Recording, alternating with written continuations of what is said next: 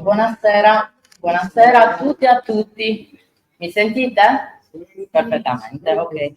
Mi chiamo Paola Cucureddu, sono la responsabile regionale di Amnesty International ed è un piacere avervi qui a questo dibattito che faremo oggi sul rapporto di Amnesty International 2023-2024, la situazione dei diritti umani nel mondo.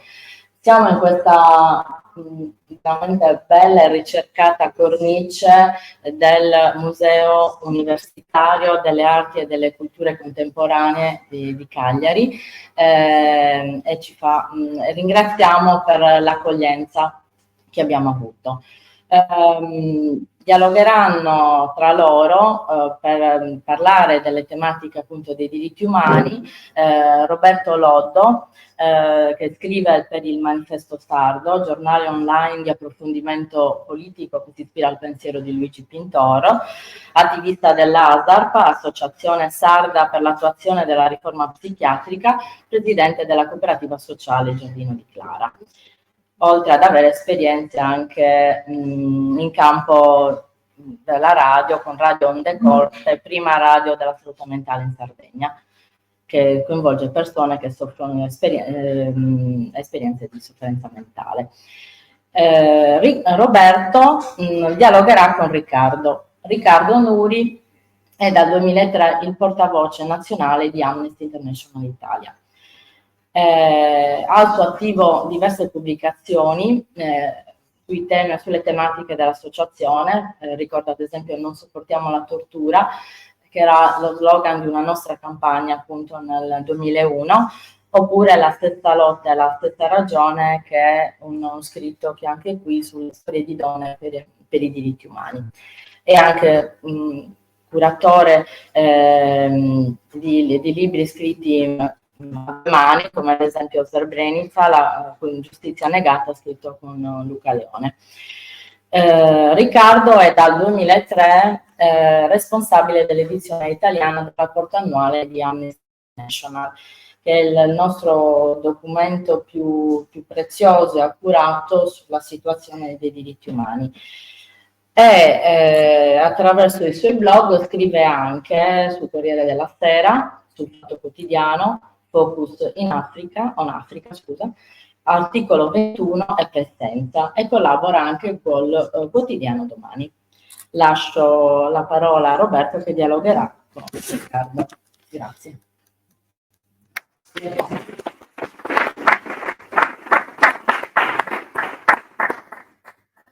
Allora, grazie. Buonasera a tutti e a tutti. Permettetemi di ringraziare la Presidente della Circoscrizione Sardegna di Amnesty, Paola Cucureddu, la Vicepresidente Elisabetta Secchi, la comunità sempre vivace delle attiviste e degli attivisti di Amnesty, in particolare il Museo Universitario delle Arti e delle Culture Contemporanee dell'Università di Cagliari, che ci ospita e che ci mostra con la nostra presenza che il sistema dell'arte anche a Cagliari non è mai indifferente a ciò che accade nel mondo e nella società. I musei raccontano la nostra realtà sociale, una realtà sociale che praticano quotidianamente con la relazione con il territorio in cui sono presenti e che vivono con le persone e i cittadini. Io lo ripeto spesso, le persone impegnate nell'arte hanno il dovere e una responsabilità enorme di non lasciarci annegare nell'indifferenza. Oggi presentiamo il rapporto di Amnesty 2003-2024 pubblicato in Italia da Infinito Edizioni, che presenta la situazione dei diritti umani in 155 stati. Nel leggerlo mi è venuta in mente l'immagine dei tempi oscuri descritta da un intellettuale italiano molto importante per la storia dei diritti civili e del progressismo, Mario Tronti. Viviamo tempi artificialmente illuminati che nascondono la notte con la luce dei lampioni. Per questo non ci accorgiamo della marea nera di oscurità che ci nasconde la notte. Eppure la notte è qui, anche di giorno, ma non si vede. Spesso ci capita di usare il linguaggio cinematografico per spiegare l'ordine delle cose esistenti nel modo più efficace e più semplice, come ha fatto la segretaria generale di Amnesty International nell'introduzione di questo rapporto, in cui ha menzionato un film di fantascienza che più o meno conosciamo tutti o abbiamo visto tutti, un film degli anni *80 che si intitola Ritorno al futuro. Un futuro di diritti civili e di diritti umani, di garanzie sociali globali conquistate con fatica, con grandi sacrifici, che si è fermato con un mondo sbagliato, un mondo che sfreccia all'indietro rispetto alla promessa dei diritti umani universali evocati dall'Assemblea Generale delle Nazioni Unite del 48, che approvò e che proclamò la Dichiarazione Universale dei Diritti Umani.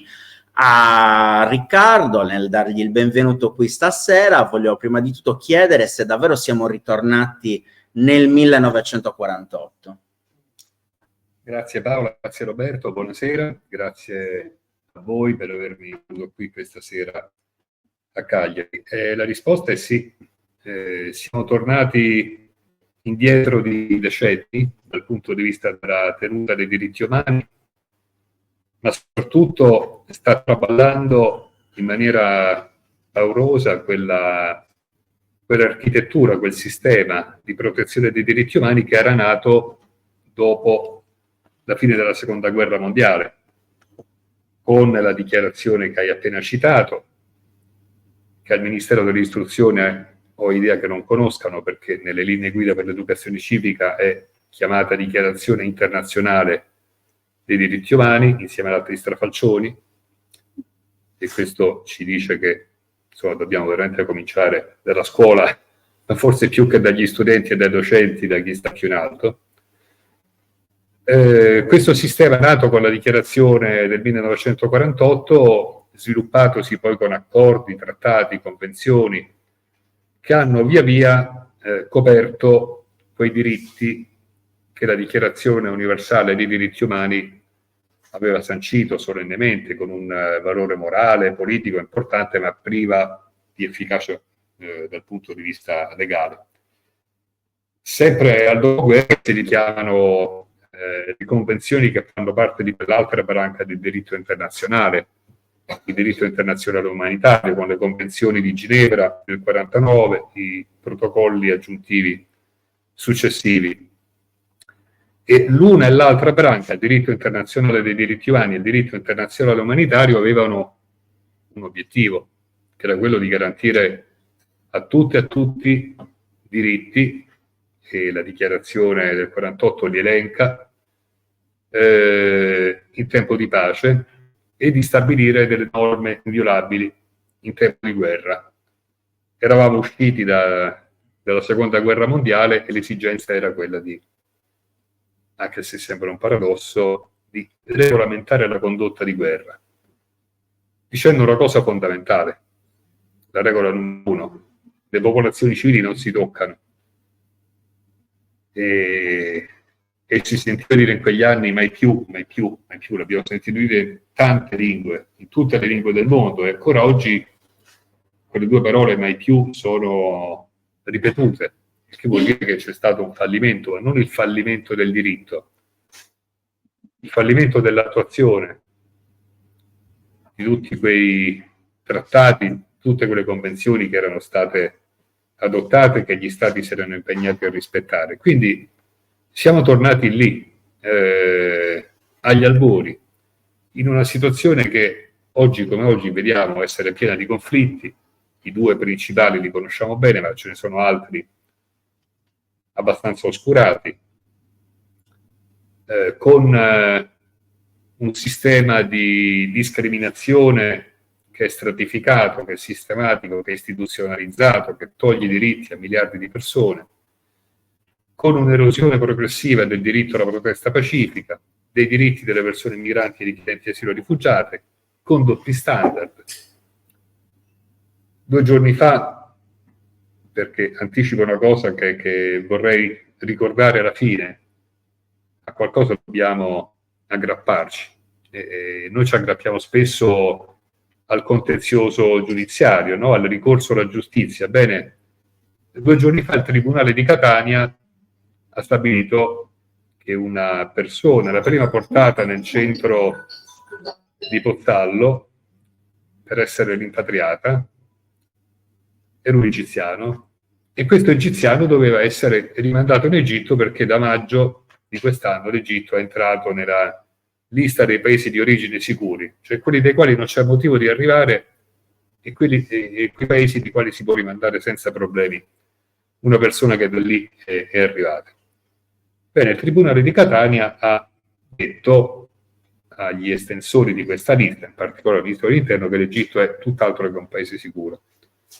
E però questa è la prova, se la giustizia è un rimedio, è la prova che c'è un sistema di doppi standard che fa sì che paesi che violano i diritti umani in maniera sistematica siano condonati quando sono nostri amici e siano condannati quando sono nostri nemici, che fa sì che quel vocabolario che usiamo noi, che è il vocabolario oggettivo, imparziale dei diritti, sia oggi un vocabolario sovversivo, sia oggi un vocabolario che viene accusato di parzialità, proprio perché sono all'opera questi doppi standard. Io credo che l'uso dei doppi standard, l'assenza di una leadership globale internazionale, l'avanzamento di sistemi di governo sempre più autoritari, un altro anno importante che è bene ricordare perché tutti gli indici ce lo dicono, noi dal punto di vista della tenuta della democrazia a livello globale siamo tornati al periodo pre-1989.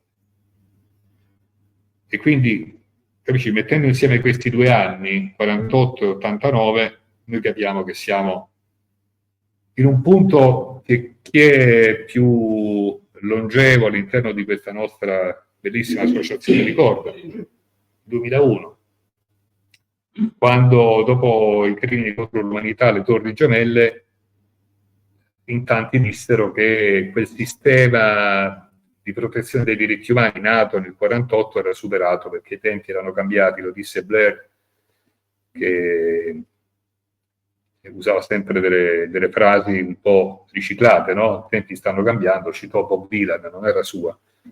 Ce lo disse un funzionario del governo degli Stati Uniti, adesso ci toglieremo i guanti, come se prima ce li avessero avuti.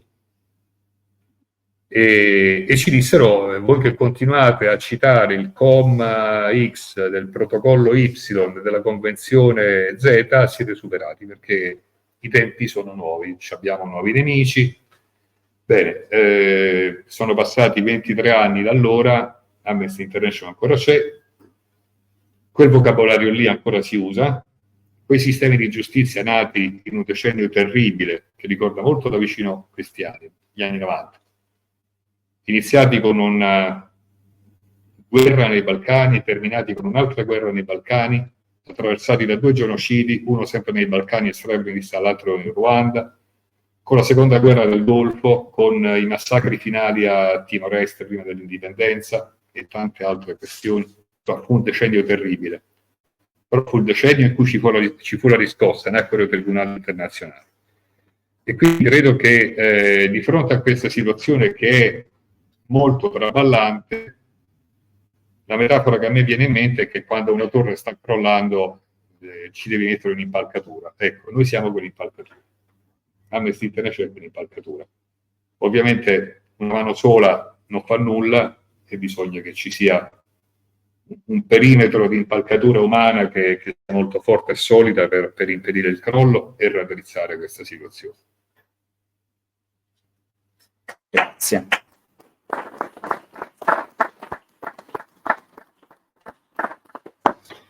Nella lettura di questo rapporto tocchiamo con mano un'ombra infestante di autoritarismo, di disuguaglianza, di razzismo, di xenofobia, di repressione del dissenso, di patriarcato, di omo, lesbo, bi, transfobia e di negazionismo climatico. Un'ombra infestante che si espande, che contamina ogni spazio di cambiamento sociale avvenuto nel corso del Novecento, come ricordava Riccardo. È un'ombra infestante che continua a contaminare, anche quando non ce ne accorgiamo, e contamina tutto, contamina la scuola, quindi il mondo della conoscenza, le nostre istituzioni, il mondo della politica, il mondo dell'informazione.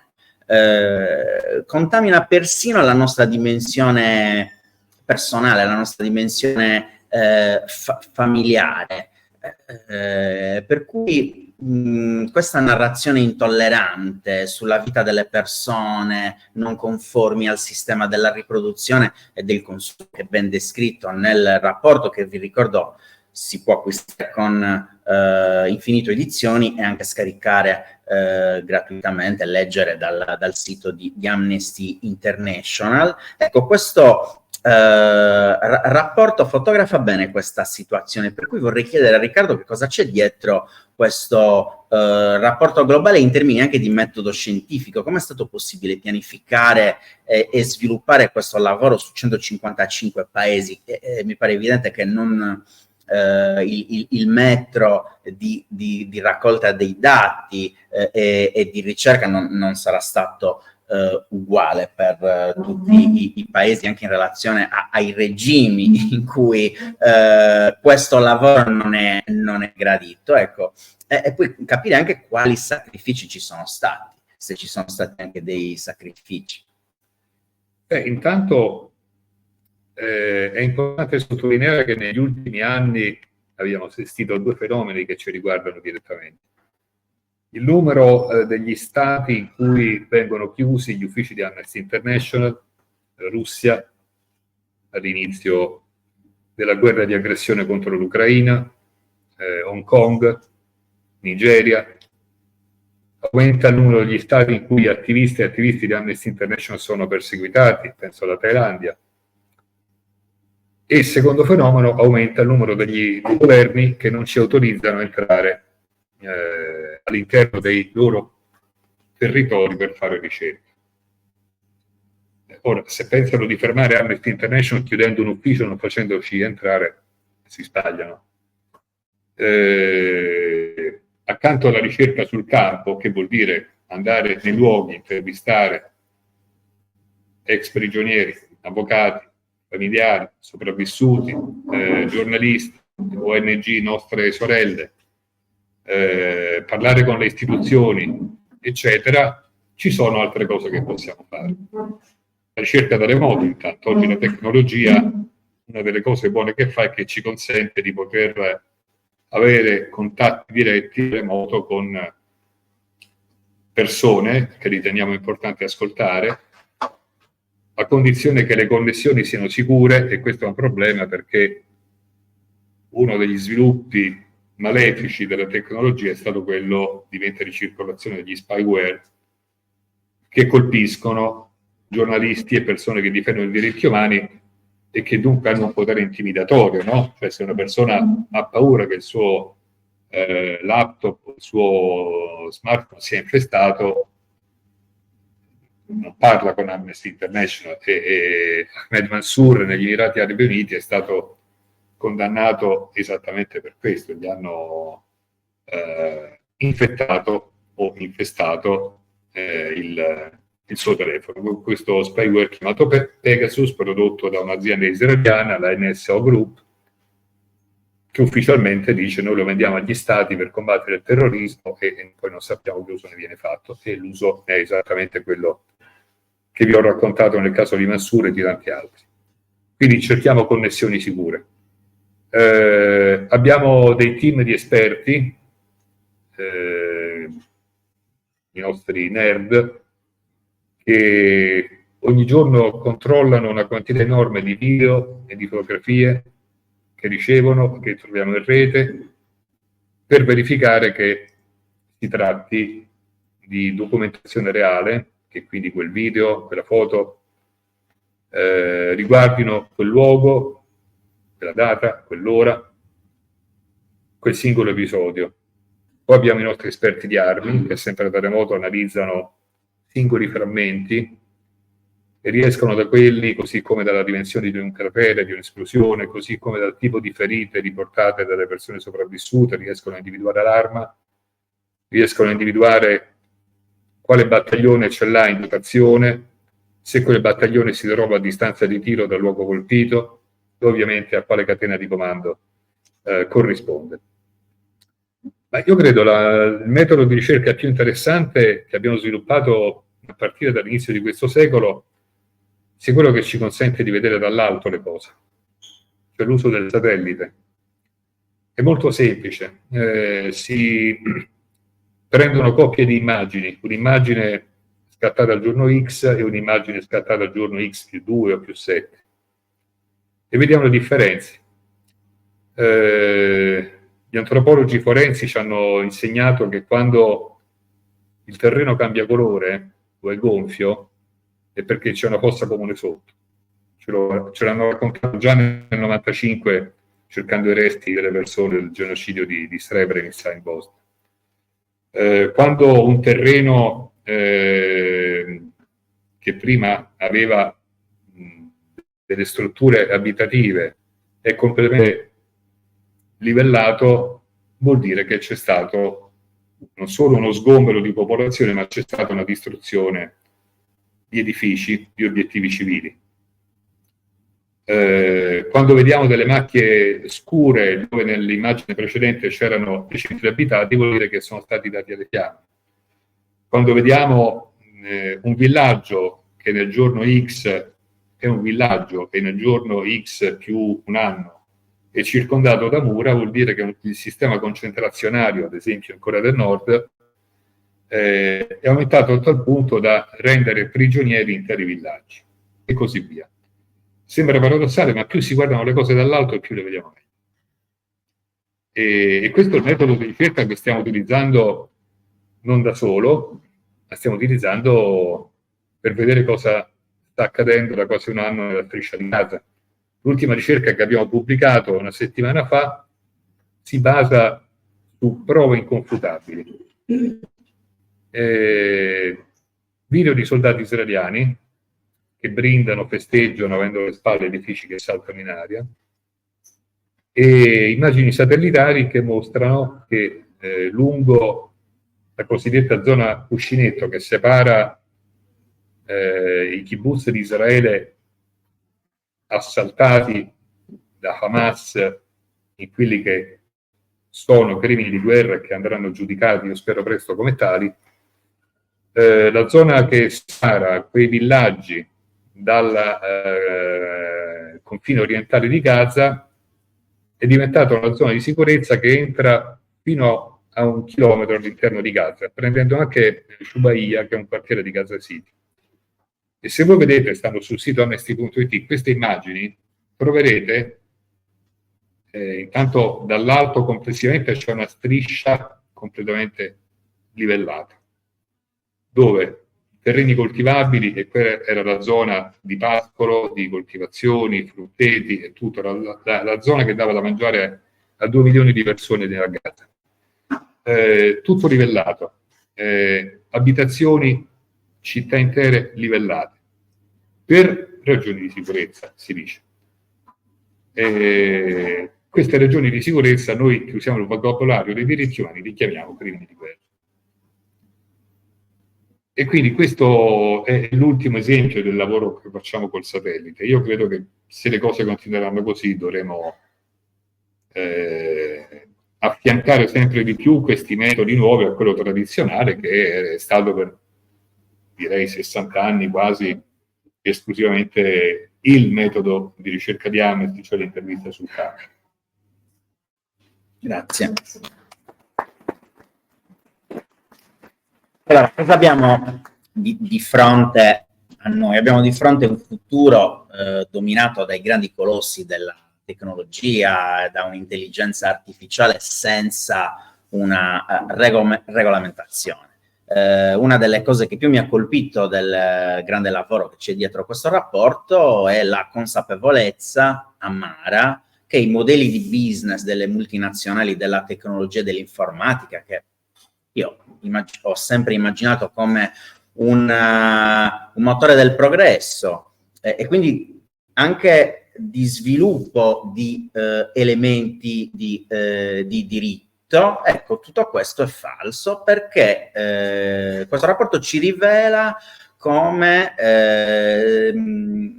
queste multinazionali siano sempre più lo specchio di un potere manipolativo fondamentalmente incompatibile con i valori democratici.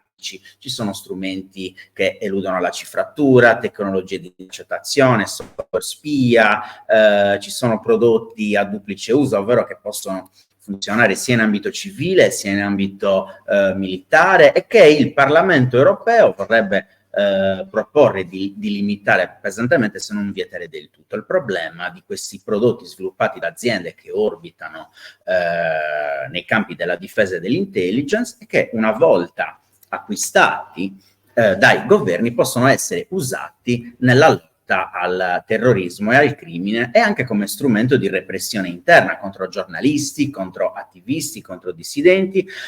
Tra l'altro c'è un'interessante inchiesta recentemente pubblicata da IP Media a firma di Lorenzo Bagnoli e Riccardo Coluccini, intitolata L'eterna lotta tra il bene e il malware. Ecco, e su questo tema vorrei chiedere a Riccardo perché normare la loro diffusione, la loro commercializzazione, come ricorda il rapporto di Amnesty, è stato finora uno sforzo inutile. Perché il diritto, da questo punto di vista, è in ritardo. Noi abbiamo un sistema di norme che in teoria coprono una serie numerosa di diritti e chiamano i governi a rispondere della loro violazione. Abbiamo un'altra branca del diritto che copre le condotte di guerra anche dei gruppi, diciamo, gli attori non statali.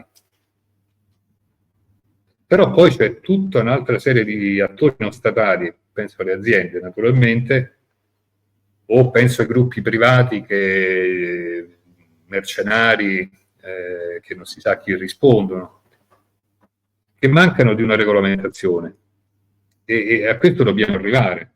Ci sono trattati anche molto recenti, il trattato sul commercio di armi compie 10 anni a dicembre, e quindi dovremo sviluppare, ma renderci conto dei rischi che ci sono se non lo faremo, un sistema di norme che dia controlli molto rigidi sull'uso delle nuove tecnologie. Perché, insomma, fino a quando l'intelligenza artificiale viene usata per fare un simpatico montaggio di Trump che con dei gattini in mano che scappa inseguito da orde di migranti haitiani, ricordate la famosa fake news citata da Trump nel dibattito con Kamala Harris su le persone migranti provenienti da Haiti che mangiano gatti e cani. Allora, finché uno usa l'intelligenza artificiale per fare satira, va bene. Ma oggi l'intelligenza artificiale è usata per altro. Con l'intelligenza artificiale si possono anche manipolare elezioni, si possono controllare i confini, si possono controllare le emozioni delle persone, e questo è un problema enorme. Poi ci sono delle tecnologie che è anche difficile chiamarle nuove, perché oggi è vecchio quello che ieri era nuovo. La sorveglianza di massa attraverso telecamere oggi è uno strumento potente nelle mani dei governi. Noi abbiamo lanciato una campagna nel 2019 chiamata Band Scan, mettere al bando le scansioni attraverso la sorveglianza di massa dei volti, perché ci siamo accorti che avevano uno scopo, cioè riempire di telecamere intanto luoghi ad alta concentrazione di persone con background migratorio, e questo accade nei Paesi Bassi.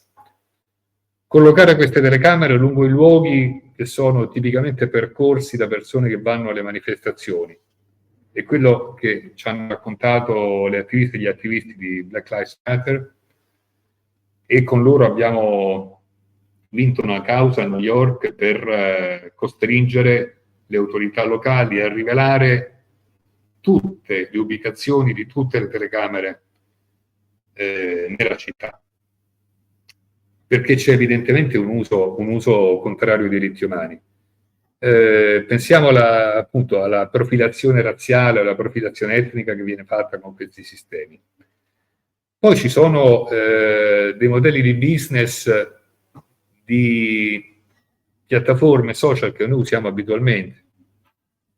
In 2 occasioni Amnesty International ha pubblicato rapporti su Etiopia e ancora prima su Myanmar, in cui ha accusato Meta con questa logica dell'algoritmo basata sull'ingaggio e basata sulla sequenza continua di informazioni che creano una rete di persone che condividono quelle stesse tematiche, ha attizzato l'odio nei confronti dei Rohingya in Myanmar e ha avuto un ruolo importante nella guerra, nel conflitto interno in Etiopia tra le forze federali e gruppi separatisti della regione del Tigray. TikTok ha un modello di business che propone contenuti, individuando il soggetto, propone contenuti che gli fanno male. Cioè persone che hanno, ad esempio, contenuti che romanticizzano il suicidio proposti in continuazione a persone che sono deboli. E gliel'abbiamo detto, e stanno provando a cambiarli questi algoritmi maledetti. Quindi è un'assenza di regole. La segretaria generale Agnes Callamard nella sua introduzione usa questo aggettivo che, anche se è abusato perché ormai definisce qualunque cosa che non accada oggi, cioè distopico, in questo caso ci sta tutto. E non ce ne stiamo rendendo conto. Mentre ci facciamo le risate col fotomontaggio di Trump che coi gattini che scappa inseguito dagli haitiani con un coltello e forchetta, mentre noi stiamo ridendo di quello succede altro.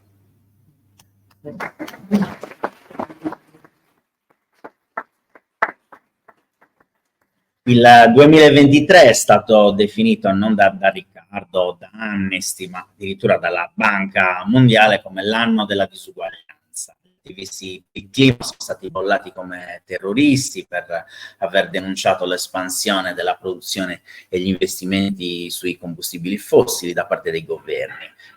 Pensate a ciò che sta accadendo in Italia anche. Non sono passati molti giorni da quando il nuovo DDL sicurezza è stato approvato, mercoledì 11 settembre alla Camera dei Deputati. È stato introdotto un sistema di nuovi reati che ha inasprito le pene per quelli esistenti. Si va dal reato di occupazione di un immobile, norma ribattezzata anti-Salis, fino alla norma anti-Gandhi per punire chi manifesta bloccando le strade e la circolazione ferroviaria.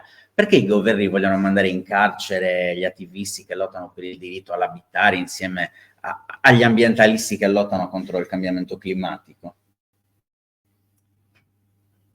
Ma io credo che questo DDL sicurezza sia proprio un esempio peggiore degli ultimi tempi di una cultura politica priva di sensibilità per quanto riguarda i diritti umani.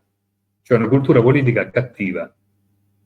Vorrei invertire quel luogo comune che accusa di buonismo chi si occupa di diritti. Il DDL sicurezza è una prova di cattivismo. Nelle fasi, diciamo, di lavoro in commissione hanno provato a inserirci qualunque cosa. E il testo finale comunque è un testo che lede una serie di diritti fondamentali. Primo tra tutti quello di raduno o di manifestazione di assemblea pacifica, che è un diritto fondamentale, riconosciuto sin dal 1948. E in particolare si accanisce contro le attiviste e gli attivisti che lottano per la giustizia climatica. E chi è che si accanisce contro, adesso dico il nome Ultima Generazione, ma lo dico in senso più ampio, non soltanto quel gruppo, ma lo intendo come categoria di persone che lottano per la giustizia climatica. Chi è che si accanisce contro di loro? È la penultima generazione, quella che sta al potere, quella che insiste col fossile, quella che insiste in Sardegna col gas, quella che organizza le COP, cioè le conferenze delle Nazioni Unite sul clima nei paesi del fossile, l'anno scorso negli Emirati Arabi Uniti, affidando la presidenza al capo dell'industria petrolifera del paese, come una conferenza sul patrimonio boschivo affidata a un piromane, è la stessa cosa. Quest'anno sarà in Azerbaigian, altro paese del fossile. Perché l'Arabia Saudita è così in prima vista nella organizzare eventi sportivi globali, nell'acquistare calciatori, nel fare Expo, nel fare qualunque cosa. Adesso farà come si chiama, il forum mondiale sulla governance di Internet. Qui Orwell avrebbe fatto salti di gioia, perché siamo in un puro, come lo chiamava, il bislinguaggio, il bispensiero, cioè si fa una conferenza mondiale sulla governance di Internet nel paese in cui Salman al-Shabaab per un tweet è stata condannata a 27 anni di carcere più 27 anni di divieto di lasciare il suo paese, e lei era una dottoranda all'Università di Leeds nel Regno Unito.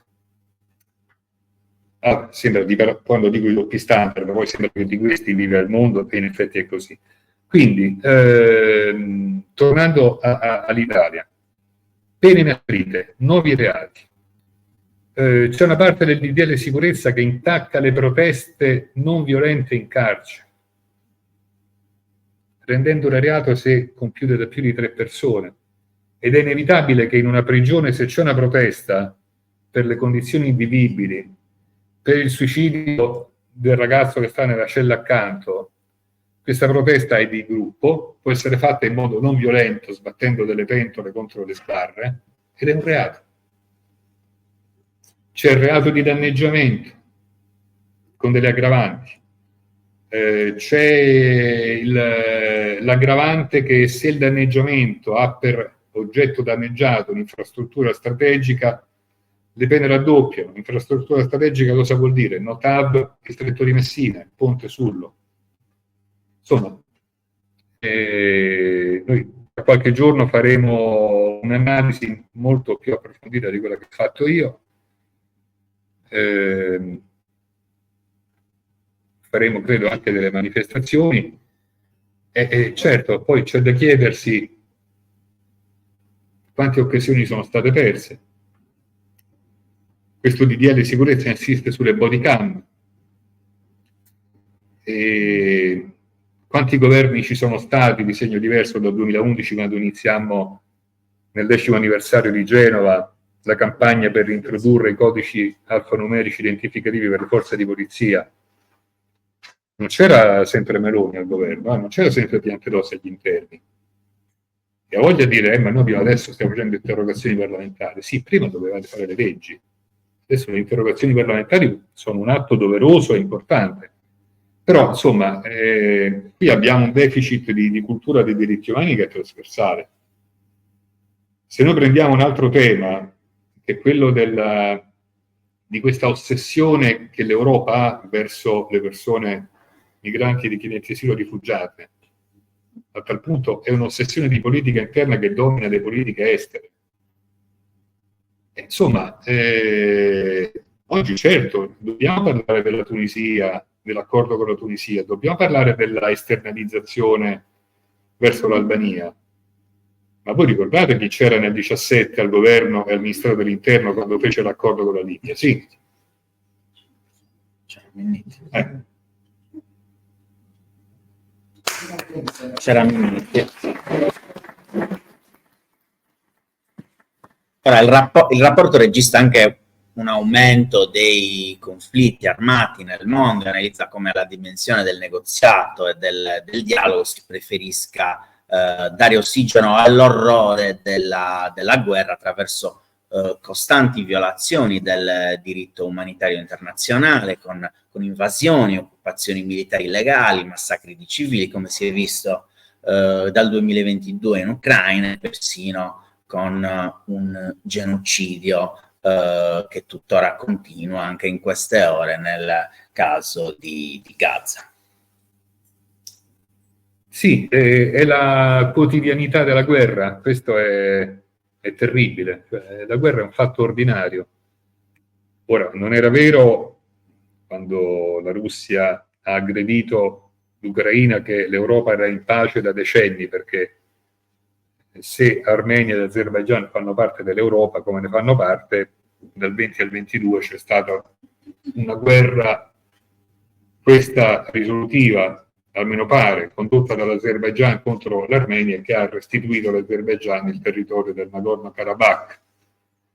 E anche lì crimini di guerra, anche lì trasferimenti forzati di popolazioni, anche lì chiusura dei passaggi per l'ingresso degli aiuti umanitari. Oggi questi conflitti, e aggiungiamoci anche il Sudan, io se fossi un abitante della striscia di Gaza odierei sentirmi messo in classifica.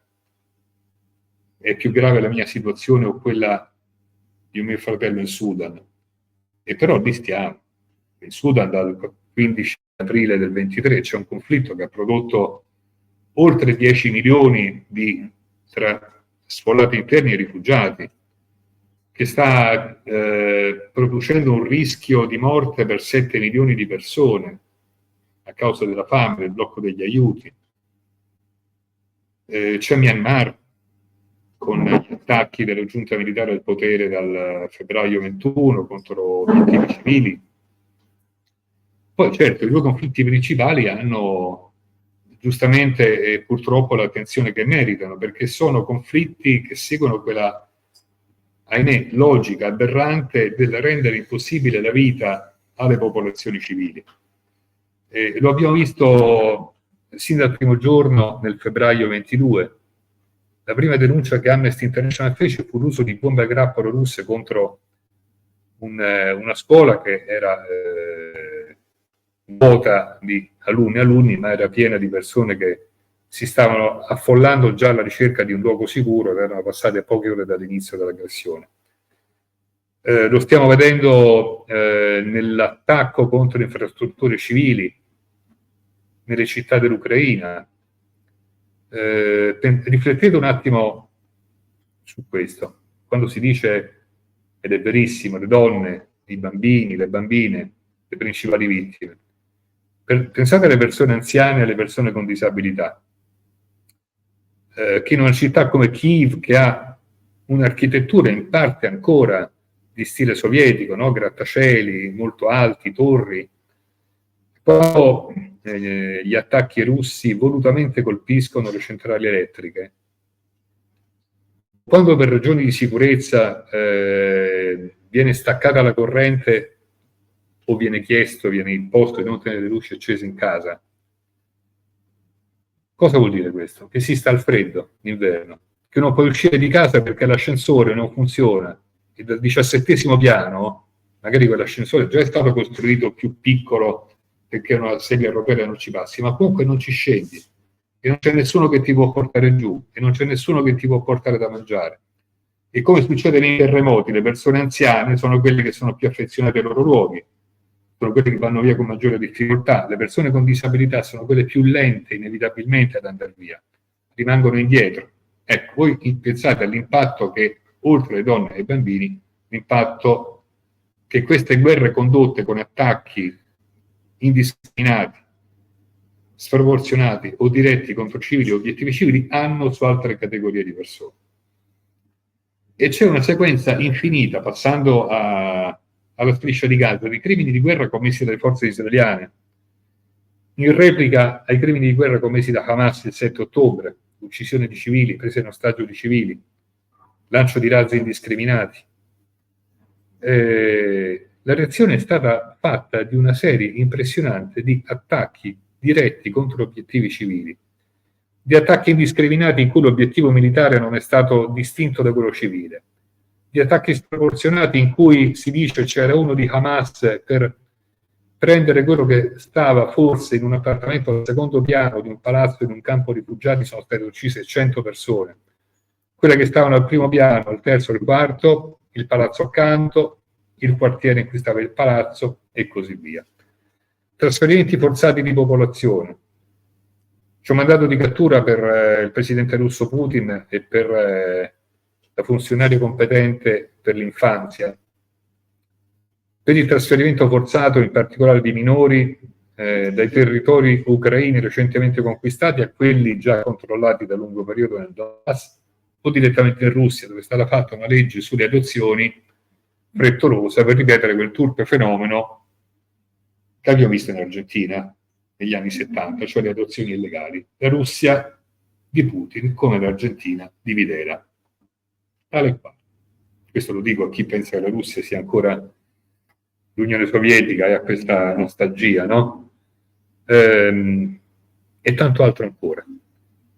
Ora, di fronte a tutto questo, o ci si arrende dicendo è troppo, o si prova a reagire. E non lo dico adesso, però vorrei dirlo in conclusione: degli strumenti per reagire che li abbiamo e hanno un obiettivo che non è soltanto quello di far sì che io li ripeta minuziosamente tutti questi crimini, hanno l'obiettivo che siano puniti.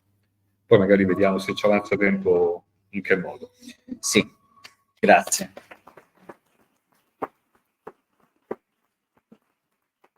Faremo in modo di farci avanzare un po' di tempo, perché sarebbe utile stimolare anche un confronto, un dibattito con i presenti, e sì, ce l'abbiamo.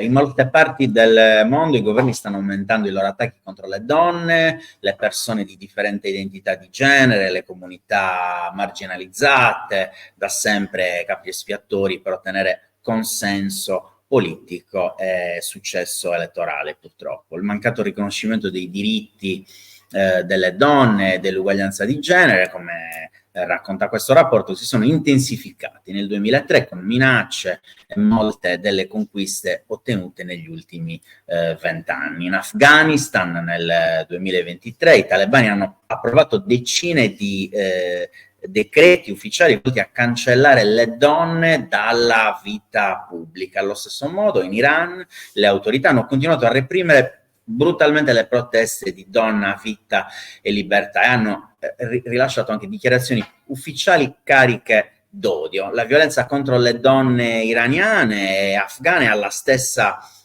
visione, che ingabbia anche in Occidente le donne occidentali, non al ruolo di cittadine e di persone, ma le ingabbia al ruolo di mogli e di madri funzionali alla procreazione. È così. Prima di parlare di Afghanistan e Iran, volevo parlare un po' del nostro mondo, iniziando dalle parole che ci disse un attivista statunitense quando 2 anni fa ormai la Corte Suprema federale ha annullato 50 anni di garanzie federali sull'aborto, facendo ritornare agli Stati Uniti all'epoca dei padri pellegrini, più o meno. E da lì poi molti stati hanno adottato norme a livello statale che impediscono o rendono estremamente complicato abortire. Cosa ci ha detto questa attivista? Ci ha detto: la colpa è anche nostra, perché noi in questi ultimi anni siamo stati molto sui social, abbiamo condiviso, messo like, alzato un pollice, rilanciato, scritto, e noi facevamo questo. Invece il movimento pro-life, che io direi dovremmo chiamarlo no choice, cosa faceva? Non stava sui social, stava in piazza, circondava le cliniche, circondava gli ospedali, aggrediva i medici, faceva le manifestazioni davanti ai tribunali, faceva le manifestazioni davanti alle sedi dei governi, faceva le manifestazioni davanti alla Corte Suprema. E alla fine il risultato è stato quello. Questo cosa ci porta a dire? Ed è una prima conclusione: che quando noi lasciamo le piazze in mano a persone che hanno un'agenda contraria ai diritti umani, facciamo dei passi indietro. Quelle piazze sono nostre, non sono loro. Sono nostre, sono le piazze dei diritti. A Cagliari, come a Roma, come a Washington, come altrove sia possibile manifestare. E tornando al tema delle guerre, ci sono almeno 2 stati,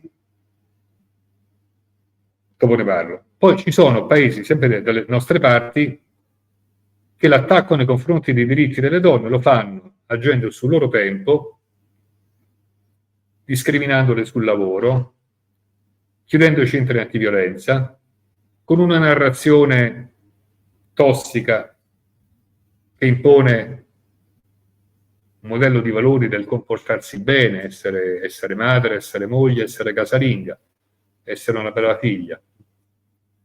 Né più né meno come faceva il presidente bielorusso Lukashenko, quando nel 2020, in piena pandemia, una moltitudine di donne, soprattutto, scese in piazza in quel paese dove Lukashenko aveva vinto truffando per la quinta volta le elezioni presidenziali. E lui era così patriarcale, così patriarcale, che pensava, come sempre, che se metteva in carcere i competitor uomini, cioè gli altri candidati alle elezioni, avrebbe risolto il problema. Bene, si candidarono 3 donne alla presidenza della Repubblica. E il movimento che è sceso in piazza subito comunicato i risultati elettorali, credo fosse il 9 agosto del 20, era composto da 3 generazioni di donne. Quelle storiche, che erano ormai la quarta, la quinta ondata di scesa in piazza, diciamo le nonne, poi le madri e anche le figlie. E cosa ha fatto Lukashenko? Oltre a reprimere a tutto tondo con arresti, torture, ha minacciato le donne, ha minacciato con quella narrativa lì che conosciamo bene anche lui: le nonne devono stare a casa a accudire i nipoti, le madri devono essere brave madri, anche brave mogli, sopportare di essere picchiate quando il marito ubriaco torna a casa la sera, perché tanto la mattina dopo, un po' meno ubriaco, dirà scusa, non lo faccio più. Hanno minacciato di togliere dalla scuola e dalle università le ragazze perché dovevano stare a casa a fare i compiti. E questo modello che individua alcune cose da fare per le donne è un modello che è diffuso molto anche dalle nostre parti. Ma adesso veniamo alle guerre contro le donne in Iran e Afghanistan. Lì le attiviste per i diritti umani di quei 2 paesi chiedono a gran voce che il diritto internazionale conosca un ulteriore sviluppo e che cioè dal crimine contro l'umanità di persecuzione di genere, che è previsto dallo Statuto della Corte Penale Internazionale, si passi all'apartheid di genere. Perché è così che va chiamato: un sistema istituzionalizzato, sistematico, fatto di leggi, decreti, ordinanze, prassi, che colpisce discriminandola più della metà della popolazione. In Iran sono 44 anni che va così, in Afghanistan c'è stato un prologo tra la fine degli anni 90 e l'inizio del decennio successivo, e poi sono tornati sempre loro, i signori che hanno la barba lunga, in una mano il Corano e nell'altra un mitra. Hanno emesso 100 decreti nei confronti delle donne, e una di loro ci ha detto: c'è rimasto un solo diritto, quello di respirare, e forse ci toglieranno anche questo. Allora, uno sviluppo del diritto internazionale nel senso di identificare tutto questo sistema come apartheid di genere è fondamentale. È fondamentale che la Corte Penale Internazionale, che ha aperto un'indagine sull'Afghanistan, la porti avanti, perché non può, con tutti i suoi limiti, non può decidere di volta in volta cose più urgenti. Sta lasciando indietro cose importanti, Afghanistan e Libia, per esempio. E mentre per quanto riguarda l'Iran c'è una soluzione, che è quella della giurisdizione universale. L'Iran non è vincolato dalla Corte Penale Internazionale. La giurisdizione universale significa che gli stati possono, avendo le leggi a posto, avviare indagini, istruire processi per delitti non commessi sul loro territorio da presunti colpevoli che non sono loro nazionali nei confronti di vittime che non sono loro nazionali. In Germania, Francia, Belgio, Svezia funziona così: si fanno processi e si condannano per crimini contro l'umanità ex funzionari siriani, miliziani dello Stato islamico, iraniani e altri ancora, anche delle aziende addirittura. E questa è la strada, non ce n'è un'altra. E in Iran la situazione ce l'hanno raccontato ieri attiviste straordinari. Uno di loro, Sadaf Dadbani, è sopravvissuta dopo una manifestazione e tuttora ci convive con 150 pallini da caccia nel corpo. È l'ennesima iraniana che ha chiesto protezione all'Italia, e come Maysoon e Marjan, le due attiviste iraniane che sono accusate in Calabria di essere scafiste, e domani Maysoon ha l'ennesima udienza del processo, Marjan per fortuna è domiciliare col bambino di 8 anni. Sadaf è arrivata in Italia con una fuga rocambolesca cercando protezione nel nostro paese. Ha un unico documento, che è un documento che gli ha dato la data del 2 febbraio 25 per il rinnovo del permesso di soggiorno. Questo documento non ci fa nulla. Il suo passaporto è nelle mani della questura, non può avere una tessera sanitaria, non avendo una tessera sanitaria non può curarsi per i 150 pallini da caccia che ha nel corpo, che ieri ci raccontava si muovono e le fanno dolore. È un'attrice teatrale, non può andare all'estero in tournée col suo spettacolo, insomma è una persona distrutta. E questo è il modo in cui noi trattiamo, dopo esserci tagliati i capelli, aver fatto manifestazioni oceaniche, aver urlato donna, vita, libertà in tutti i dialetti di questo paese. Questo è il modo in cui noi trattiamo le persone che fuggono dall'Iran e quelle che fuggono dall'Afghanistan. Io ricorderò sempre, perché qua c'entra la politica italiana, decreto Piantedosi, la lotta lungo l'orbe terracqueo agli scafisti.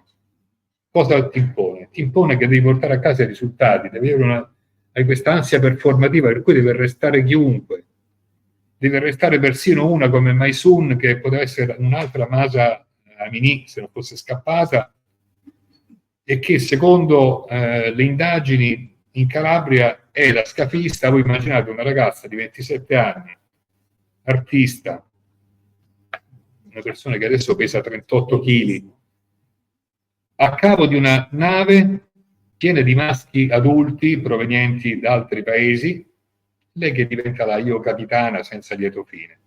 È una cosa veramente, basta il buon senso, non c'è bisogno di una controindagine, non c'è neanche bisogno di un avvocato. E domani c'è l'udienza, il 5 novembre c'è l'esito. E quindi ricordo anche quando dopo la strage di Cutro, febbraio 23, si disse che, ed erano per parte afghani, si disse che dovevano rimanere nel loro paese perché era una loro responsabilità prendersi cura del loro paese.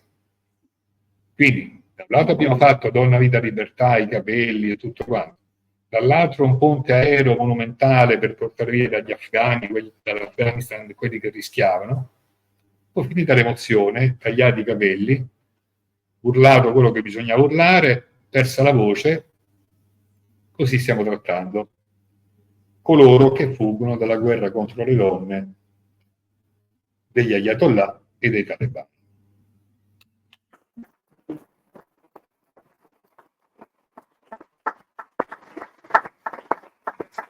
Questo rapporto ci racconta come quella del Mediterraneo sia una delle rotte migratorie più pericolose nel mondo. Certa politica, certa informazione, certi media ci raccontano i fenomeni migratori composti da città sotto assedio, barconi che portano malattie, che ci invadono, come nel caso degli Stati Uniti.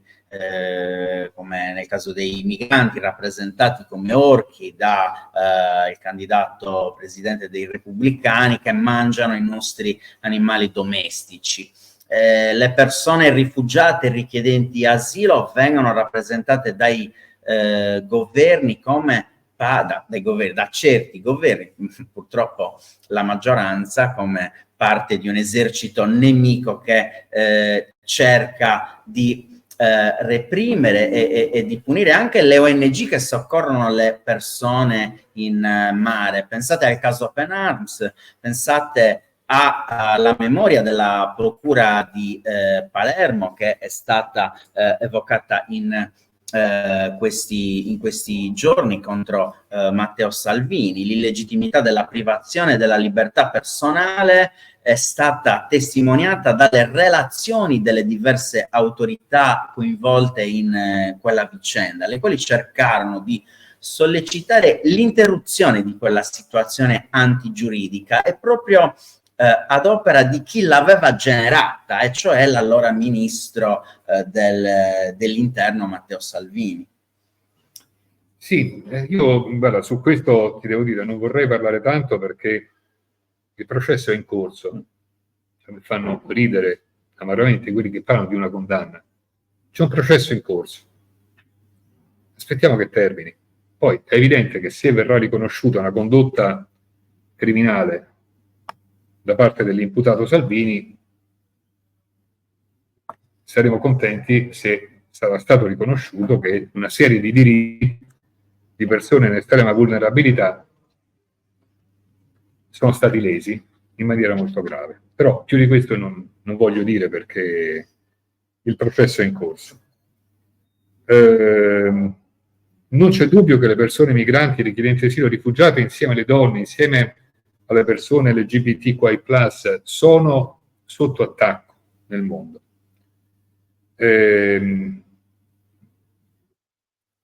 Parlavo prima di una ossessione europea che in realtà è globale, che risponde a un'esigenza di non far arrivare. E se proprio arrivano dobbiamo rendergli la vita difficile, per non dire impossibile. Io ricordo un primo ministro della Danimarca, anni fa, era guidata da una coalizione di centrosinistra, disse, parlando in inglese, dobbiamo renderci, usò la parola sexy, cioè attraenti, dobbiamo renderci poco attraenti per queste persone, cioè dobbiamo complicargli la vita. E uno dei primi provvedimenti che prese fu allungare i tempi per il ricongiungimento familiare.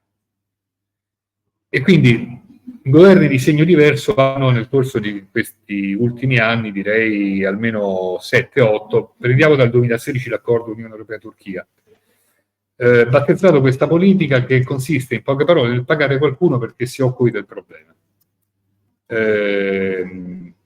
Questo qualcuno tipicamente sta sulla sponda est e sulla sponda sud del Mediterraneo, a volte sta ancora più all'interno, perché poi il disegno finale è quello che la frontiera dell'Unione Europea coincida con i luoghi di partenza, cioè non li fai muovere, non è che non li fai partire. E questo a spregio dei diritti. Noi abbiamo in vigore un accordo con la Tunisia che è recente, che è stato concluso con il presidente Kais Saied, che vincerà, non c'è dubbio, le elezioni che sono a giorni, il quale è un vero e proprio fattore di spinta, altro che l'ONG. Cioè uno che con la sua narrazione xenofoba ha costretto le persone migranti a lasciare la Tunisia e noi gli abbiamo dato i soldi per andarsela a riprendere. E dopo che le vanno a riprendere vengono abbandonate al confine con la Libia, in mezzo al deserto. Della Libia sappiamo tutto. Una cosa da sottolineare è che c'è un'indagine sempre dalla Corte Penale Internazionale che riguarda possibili crimini contro l'umanità commessi da gruppi di potere ai danni di migranti, di persone migranti, richiedenti asilo e rifugiate.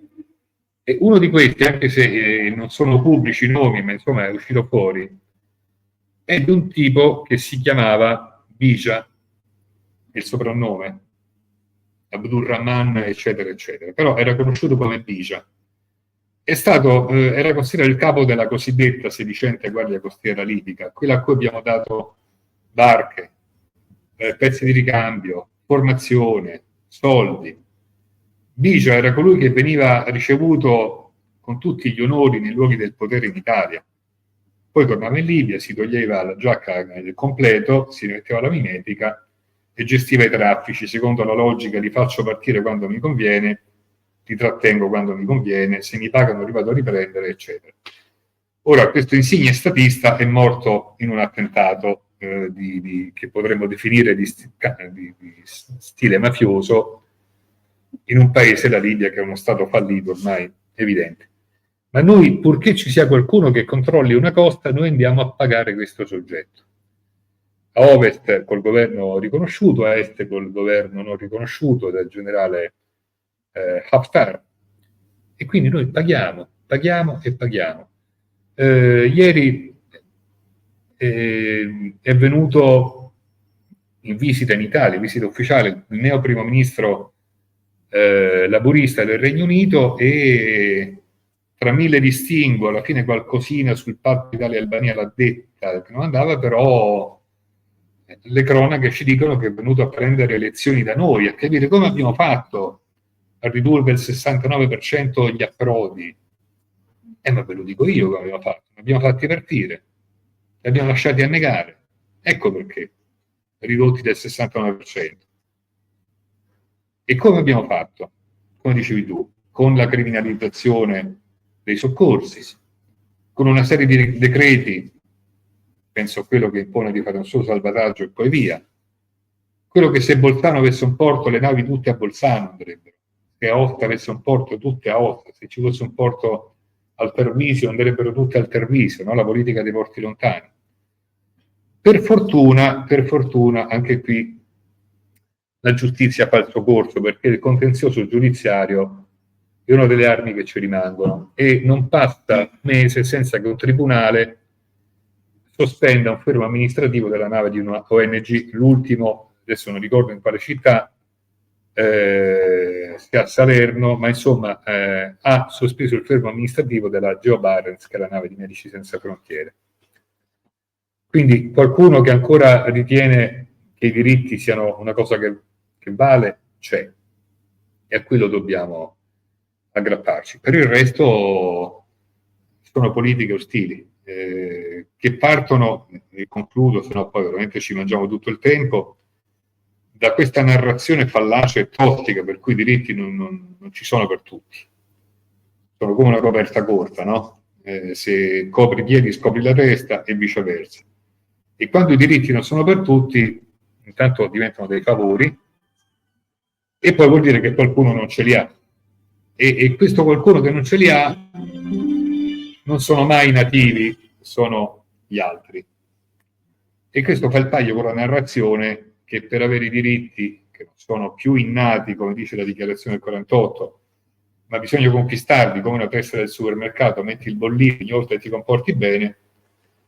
I diritti appunto si conquistano comportandosi bene. Il comportarsi bene è una cosa molto scivolosa, che naturalmente senza raggiungere quegli estremi ricorda un po' quell'idea della morale, no? Che c'è in stati molto autoritari, sulla castità, sulla compostezza, sulla modestia, sullo stare nel ruolo che ti è stato assegnato, su non esibire, non essere spacciati, ed è molto conservatrice, no? Questa idea del comportarsi bene.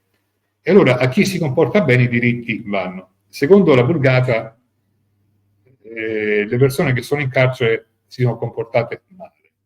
E quindi il corollario di tutta questa narrazione tossica è che chi sta in carcere non ha diritti. Questo ci spiega perché si è creata una frattura verticale in questo paese tra chi sta dentro e chi sta fuori. E chi sta dentro è completamente ignorato.